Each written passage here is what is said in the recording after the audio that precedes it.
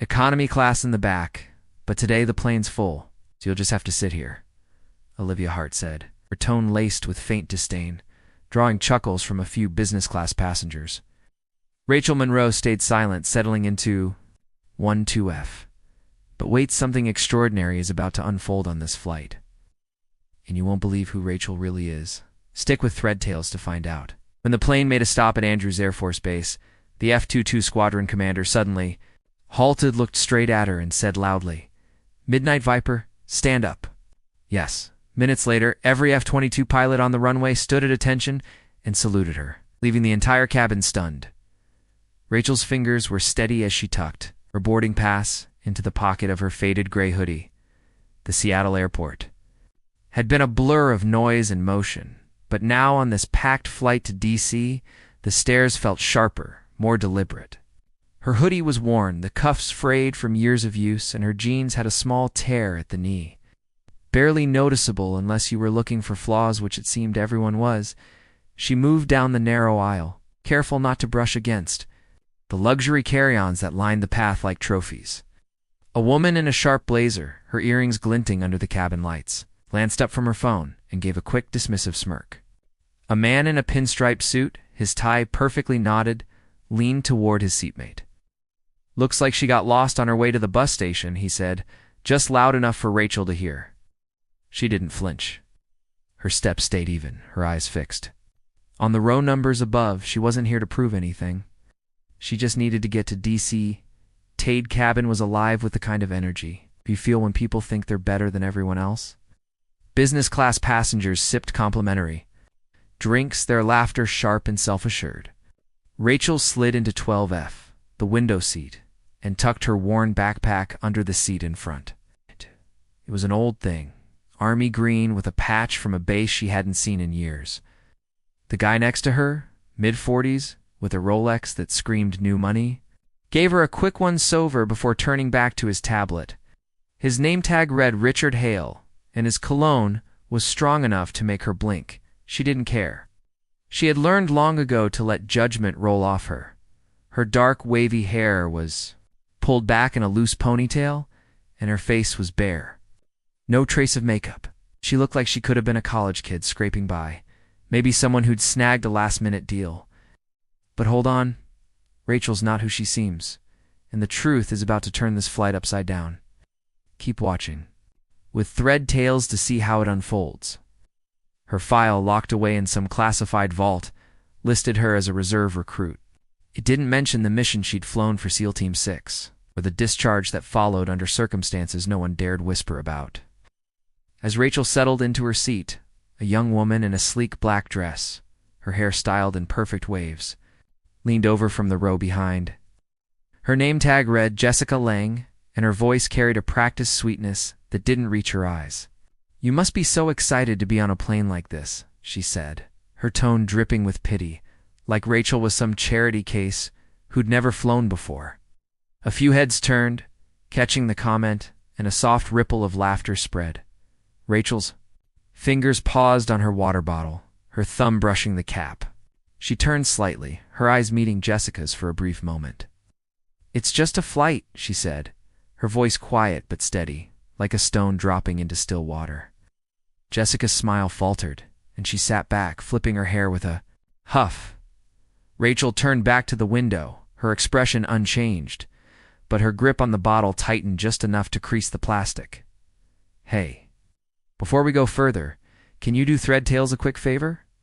Grab your phone, hit that like button, and drop a comment below. Maybe tell us where you're watching from or what this story is making you feel. If you've ever been judged or pushed aside, this one's for you. And if you want more stories like this, hit subscribe to Threadtails. It means a lot to share this moment with you. All right, let's keep going." The plane hadn't even taxied when the first jab landed. Olivia Hart, the head flight attendant, stood at the front of the cabin, her uniform pressed to perfection, her smile tight as a wire. She was in her 40s, with sharp eyes that sized people up in seconds, and a voice that could cut without raising. She'd taken one look at Rachel's boarding pass and decided her worth. "Economy class in the back," Olivia said, her words dripping, with just enough disdain to sting. the man in the pinstripe suit. Richard Hale leaned over to his friend, a guy with a slick haircut and a gold cufflink. Probably one of those discount ticket people, Richard said, not bothering to lower his voice. Rachel's fingers paused on her backpack zipper, just for a moment, before she kept stowing it, slow and deliberate, like she was counting her breaths. A woman across the aisle, her nails painted a glossy red, snickered softly. Rachel didn't look up. She just adjusted her seatbelt, her hands steady. The plane climbed into the sky, the hum of the engine settling into a steady drone. Rachel gazed out the window, watching the clouds roll past like waves.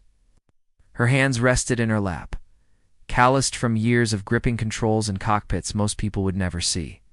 The woman with the glossy nails, Tara Wells, leaned toward. Her friend, a blonde in a silk scarf, who smelled like expensive perfume.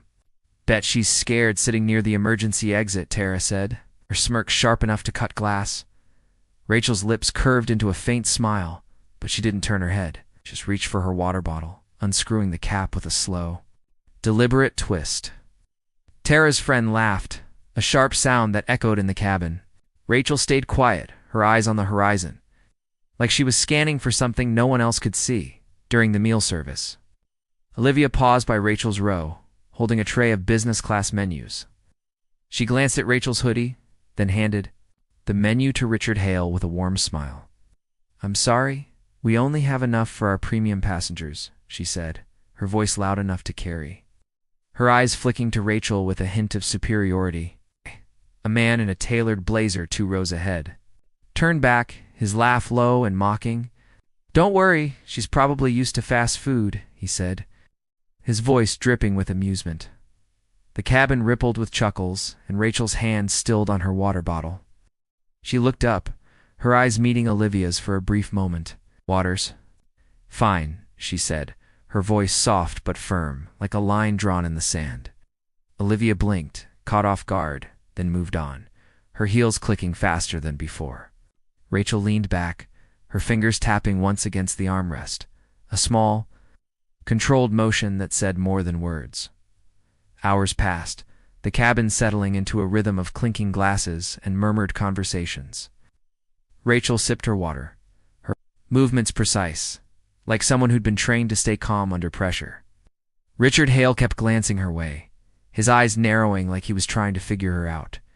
Finally he spoke, his voice thick with condescension. "You look like you're headed to a job interview or something.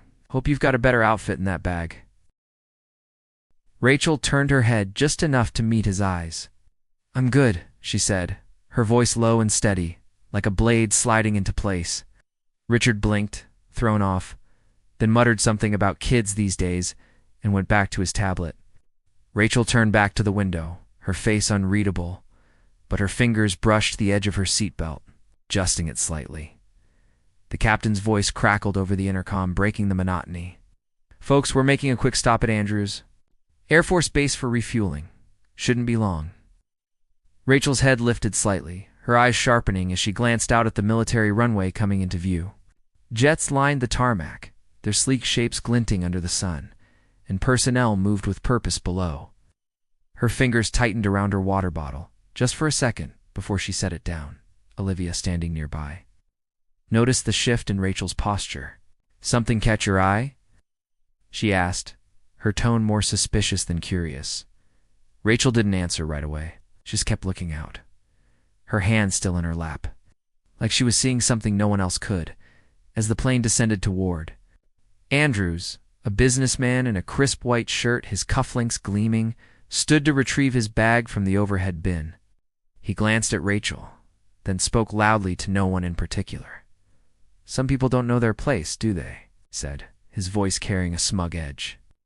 A few passengers nodded, their smiles tight and knowing. Rachel's eyes flicked to him, just for a moment before returning to the window. She shifted in her seat, her backpack sliding slightly against her leg. "I know where I am," she said, her voice so quiet it barely reached him, but the weight of it made him pause. He cleared his throat, suddenly interested in his bag, and sat down without another word. The cabin grew quieter, the air thick with unspoken tension. A man in business class, his tie loosened, and his voice loud, leaned over his seat. His name tag read Mark Ellison, and he had the kind of grin that screamed he was used to being the loudest in the room. "What? You want to fly a plane?" he said, his laugh sharp and mean. A few people chuckled, their laughter like needles in the air. Rachel turned her head slowly, her dark eyes locking onto his.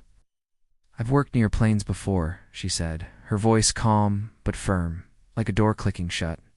Mark's grin faltered, and he shifted in his seat, suddenly interested in his drink. Olivia raised an eyebrow, but didn't say anything. She moved down the aisle, her heels clicking sharply, like she was marking the moment. When the plane touched, down at Andrews, the cabin's energy shifted. The business class passengers perked up, adjusting their jackets and checking their phones, like they were about to walk into a boardroom. Olivia's voice came over the intercom, crisp and professional. "A few select passengers have been invited to meet the F-22 pilots on the tarmac. Please remain seated unless you've been notified." She glanced at Rachel as she spoke, her eyes making it clear who wasn't on the list. Rachel didn't move. She just took another sip of water, her face blank like she'd heard it all before. Her fingers brushed the edge of her backpack, where a small patch of a faded eagle caught the light for a moment before she tucked it out of sight. Tara Wells leaned toward her friend, her voice loud enough to carry. "They probably don't want pictures with someone dressed like that," she said, her laugh sharp and practiced. The blonde in the silk scarf, whose name tag read Donovan, nodded, her lips curling into a smirk. A quiet chuckle came from the row ahead, where a guy in a designer polo, Ethan Carter, was scrolling through his phone, his smirk visible even from Rachel's seat. She didn't look up. She just screwed the cap back on her water bottle, her movements slow and deliberate, like she was measuring the moment. The cabin felt heavier now, the air thick with judgment that didn't need to be spoken. As the invited passengers gathered their things, a woman in a designer coat, her perfume sharp and floral, paused by Rachel's row. She looked down at Rachel, her eyes narrowing slightly, and spoke to Olivia in a stage whisper. "You would think they'd screen people better for flights like this," she said, her voice dripping with disdain. Olivia nodded slightly, her lips pursed, and handed the woman a complimentary drink. Rachel's hands stilled on her backpack, her fingers brushing the faded eagle patch.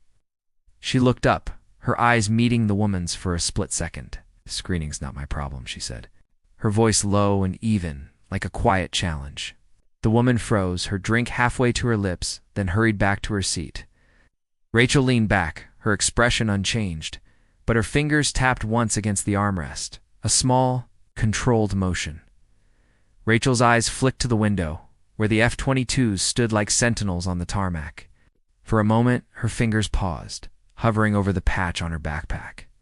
She'd sewn it on herself years ago, after a mission that left her hands shaking, but her squadron alive. The memory came unbidden, a night sky lit by tracer fire. The roar of engines, the weight of decisions no one should have to make.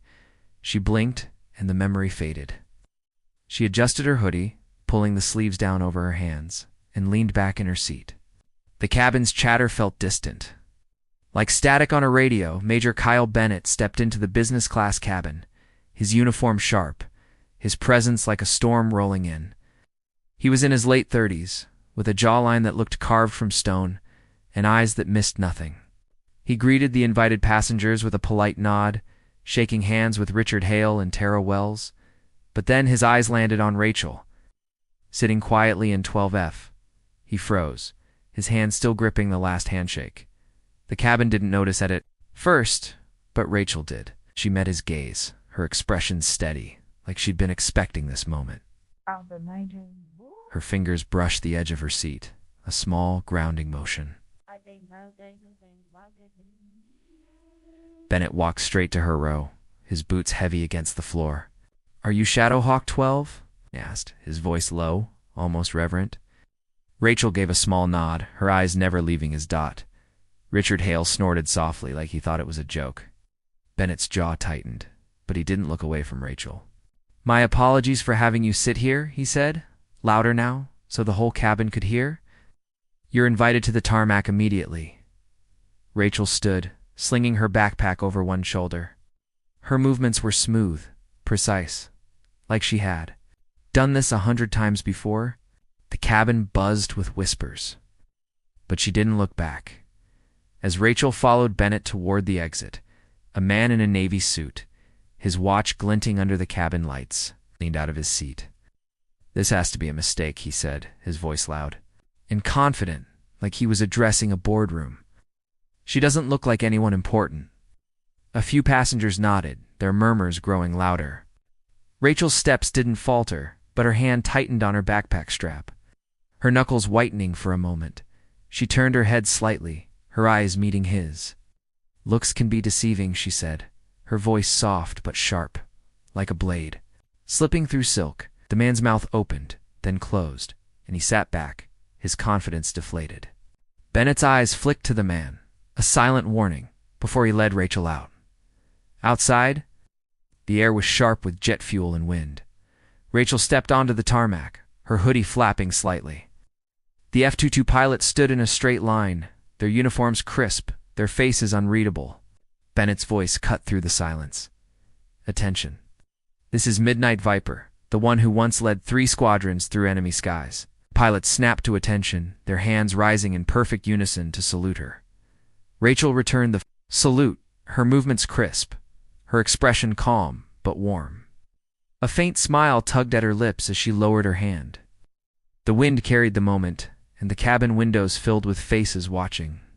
Rachel's eyes flicked to the jets, and for a moment, her shoulders softened, like she was home. Back on the plane, the mood was different. Richard Hale scoffed, leaning back in his seat. "Sounds like a Hollywood story," he said, his voice carrying over the hum of the engines. Olivia gave a forced chuckle. "Maybe it's just an honorary title," she said, smoothing her uniform. Claire Donovan whispered to Tara, "No way, it's real." Rachel didn't look at them. She just stood by the window, her hands in her pockets, watching the jets gleam under the sun. Bennett's glanced toward. The cabin was cold, like he'd heard every word. Rachel's fingers brushed the edge of her hoodie, a small, grounding motion. Before she turned back to the tarmac, a young officer approached, carrying an old flight helmet, worn but well kept. The call sign Midnight Viper was embroidered in bold letters across the side. Bennett took it and held it out to Rachel. "This helmet is only awarded to a pilot who's completed a top-secret mission," he said, his voice steady, but loud enough for the cabin to hear. Rachel took the helmet, her fingers tracing the stitching for a moment. Then she slipped it on, her movements as natural as breathing. The fit was perfect, like it had been made for her. A young pilot, barely out of his 20s, stepped forward, his voice low. "She's the one who saved my squadron," he said. The other pilots straightened, their faces shifting to something like awe. As Rachel stood on the tarmac, a junior pilot, his face still boyish under his cap, approached hesitantly. He held a small, weathered logbook, its edges frayed from use. "Ma'am, you signed this for me 3 years ago," he said, his voice cracking. Slightly, he opened it to a page marked with her call sign, her signature sharp and unmistakable. The other pilots turned, their eyes softening with recognition. Rachel took the logbook, her fingers brushing the page. She nodded, her lips pressing into a small, genuine smile. "You made it through," she said, her voice quiet but warm. The pilot's eyes shone, and he stepped back, saluting again. The cabin. Windows were still crowded with faces, but the air felt different now, heavier, with something unspoken. Rachel stepped back into the cabin, the helmet tucked under her arm. The passengers were quieter now, but not all of them were convinced. Olivia forced a smile, her voice overly polite. "Well, it's nice to have a special guest," she said, but her eyes flicked to Rachel's scuffed sneakers. Ethan Carter crossed his arms, his voice low but clear. "Probably just a PR stunt," he muttered. Rachel didn't respond. She just bowed her head slightly, her fingers brushing the edge of the helmet. The cabin was split. Some watched her with curiosity, others with skepticism. She didn't care either way. She settled back into 12F, her backpack at her feet, and looked out the window. As the plane prepared for takeoff, a flight attendant, younger than Olivia, approached Rachel's row with a nervous smile. She held a small pin, a silver eagle, and offered it to Rachel. "This is from the crew. For, your service," she said, her voice stumbling over the words. The cabin grew quiet, all eyes on the exchange. Rachel looked at the pin, then at the attendant's face. She took it, her fingers careful, and pinned it to her backpack without a word. The attendant smiled, a real one this time, and hurried back to her station. Ethan Carter shifted in his seat, his earlier smirk gone. Rachel leaned back, her eyes on the window, the pin glinting faintly in the cabin light. The plane taxied back to the runway, preparing for takeoff. Rachel's fingers tapped lightly against the helmet in her lap, a slow, steady rhythm. The captain's. The voice came over the intercom, but before he could finish, another sound cut through a low, powerful roar. 2 F-22s appeared alongside the plane, their wings glinting in the sunlight. Bennett's voice crackled over the radio, clear for everyone to hear. "Midnight Viper? We never got to thank you for last time?" Rachel leaned toward the window, her lips curving into a small smile. She pressed the headset she'd been given and spoke, her voice steady. "Hold formation, Eagle 1. The response came instantly, a chorus of voices over the radio. "Yes, ma'am." The cabin went silent. Richard Hale froze, his drink halfway to his mouth. Teruel stared at her phone, her fingers still. Livia's smile vanished, her hands fumbling with a tray. No one spoke. The F-22s stayed in formation, escorting the plane as it climbed into the sky. Rachel leaned back in her seat, her eyes on the jets outside. The cabin was a different place now. No one looked at her the same way. Mark Ellison, the loud guy with the loosened tie, shifted uncomfortably, his earlier bravado gone. Claire Donovan whispered something to Tara, but it was too quiet to hear. Yes. Rachel didn't need to hear it. She had heard enough. As the plane leveled off, a passenger in a tailored jacket, his face flushed with embarrassment, stood and approached Rachel's row. I didn't know who you were," he stammered, his voice low but audible to those nearby. "I'm sorry for what I said earlier." Rachel looked up, her eyes steady but not unkind. She nodded once, a small, acknowledging gesture, and turned back to the window.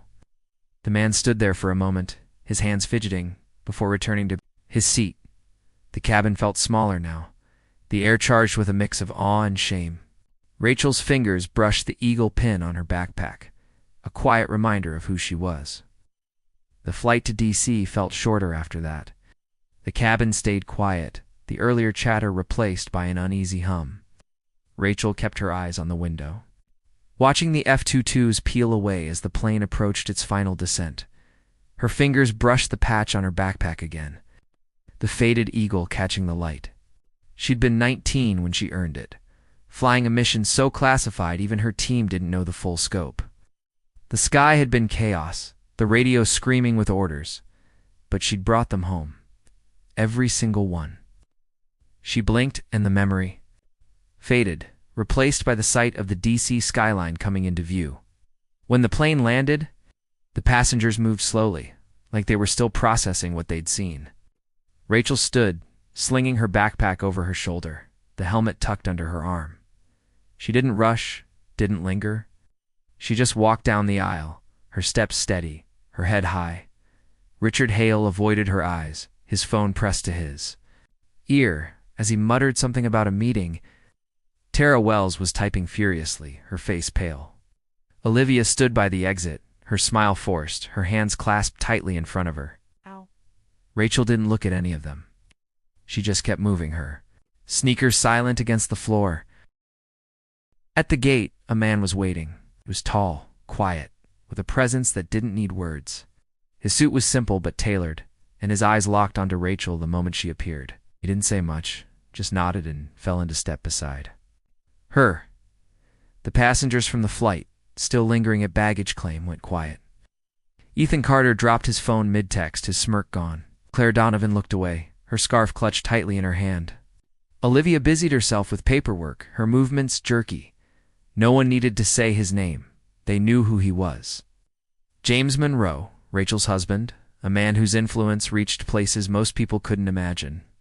Before they left the terminal, a young girl, maybe 10, tugged at her mother's sleeve, and pointed at Rachel. "Is that the pilot lady?" she whispered, her eyes wide with wonder. The mother, a quiet woman who'd stayed silent during the flight, looked at Rachel and nodded.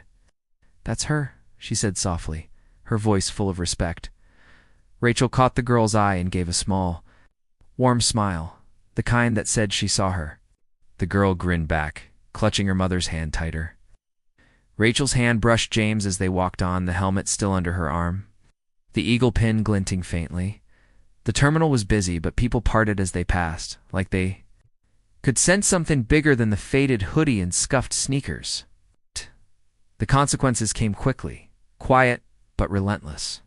Richard Hale, the exec in the pinstripe suit, was a mid-level manager at a defense contractor. Someone on the flight had recorded his comments, and the video spread online like wildfire.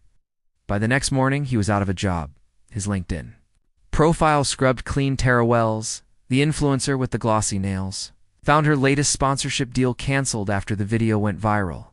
Her followers dropped by the thousands overnight. Her apology post was buried under a flood of comments calling her out. Olivia Hart faced a quieter reckoning, a formal reprimand from the airline for unprofessional conduct. She was reassigned 2 short domestic routes, her dreams of international flights grounded indefinitely. Jessica Lange's social media presence took a hit when her company distanced itself from her, citing unprofessional behavior. Ethan Carter's startup lost a major investor, the news breaking quietly but decisively. Claire Donovan's law firm issued a public apology for her conduct, and she was sidelined from high-profile cases. Mark Ellison's consulting firm dropped him from their roster, his name erased from their website by week's end. Rachel didn't see any of this unfold. She didn't need to. She'd been through worse than their words missions where the sky was fire, where one wrong move meant no coming back. This was just noise, the kind of noise she'd learned to tune out long ago. Through the terminal, their steps in sync, the helmet still under her arm. The DC skyline loomed outside, a reminder of why she was here. Not for the passengers, not for the recognition, but for something bigger, something that had always driven her, even when the world tried to make her small. In the end, Rachel stood at the edge of the tarmac, her husband beside her, city stretching out before them. The wind tugged at her hoodie, but she didn't pull it tighter. She just stood there, steady like she'd always been. The world had doubted her, mocked her, tried to make her feel like she didn't belong, but she wasn't small. She never had been. And for anyone who's ever been judged, overlooked, or silenced, her story is a quiet promise. You're not alone. You never were. Where are you watching from? Leave a comment below and hit follow to walk with Thread Tales through heartbreak, betrayal, and finally healing.